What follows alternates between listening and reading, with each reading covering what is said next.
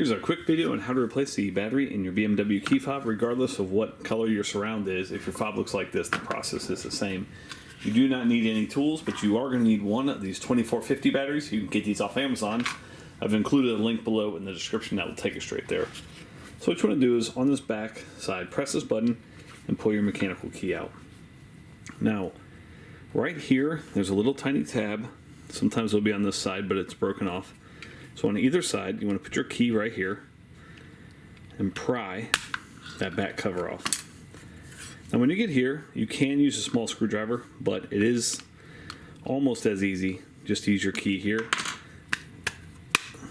and give it a firm smack and the battery will come out. Remove your old one. Make sure you place the new one in this side first. Press it in there. Positive side facing outward. Clip the top end back in first. Give that a good squeeze. Put your key back and you're all set. There's no need to reprogram. Hope that was helpful. Make sure you hit that thumbs up button.